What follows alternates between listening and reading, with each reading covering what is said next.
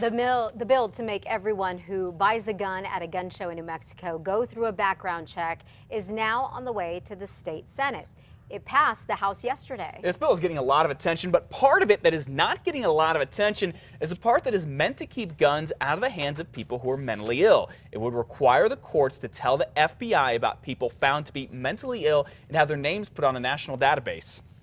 Background checks are a good thing. Responsibility is a good thing. This is not about insulting gun owners.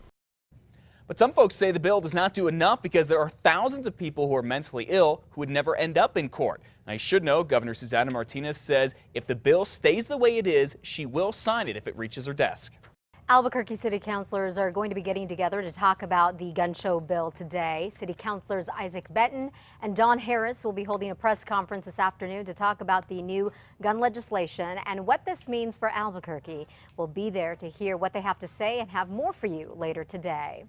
Bernalillo County's district attorney is also supposed to talk about guns and crime this morning. Carrie Brandenburg says 3,500 people were shot and killed in New Mexico between 1999 and 2010. She says that is way too many. And she is set to talk about laws to cut down on gun crime and beefing up punishments for people convicted of them.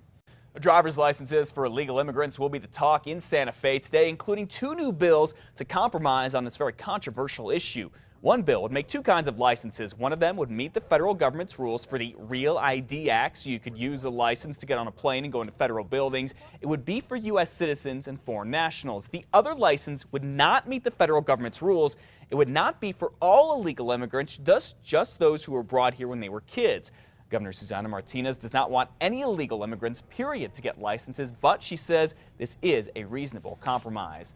Now, the other bill dealing with driver's licenses for illegal immigrants should get introduced today. It's from Senator Pete Campos, who's a Democrat. And just like that other bill, it would create two kinds of licenses, one that goes along with the Real ID Act and one that doesn't. But it's different from the bill I just talked about because it would give all illegal immigrants a license. It's important because we don't want to have anyone out there who is going to be driving that does not have the driver's license. This locates them, we make sure we have accurate information, and then of course they are insured. The big difference is that we do not want to discriminate against anyone who is going to be driving a vehicle here in New Mexico. Back in January, the state's Tax and Revenue Secretary said Campos's bill did not address the issue of fraud. A measure to make it easier to convict a drunk driver in New Mexico has been brought to a halt. Republican Paul Pacheco introduced the bill, which would have forced suspected drunk drivers to give a blood sample if the arresting officer was able to prove probable cause and get a search warrant. Well, right now, that can only be done if a suspected drunk driver kills or seriously injures someone.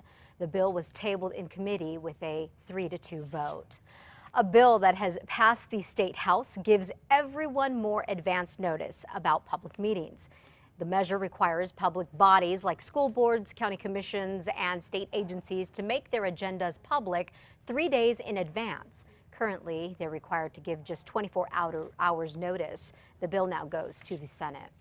Santa Fe County Commissioners have decided that security trumps a promise made to voters. Listen to this. Part of the sales pitch for a 2006 bond issue to finance Santa Fe's $63 million downtown courthouse was a promise of more public parking. Well, the lack of parking is a huge problem, as we all know, at the current courthouse. But on Tuesday, the commission voted against public parking in the underground garage at the new courthouse.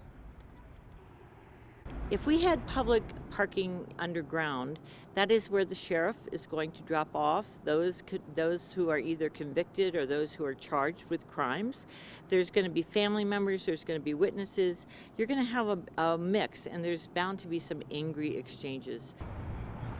So the 600 to 800 people who use the courthouse every day will have no place within at least 3 blocks to park.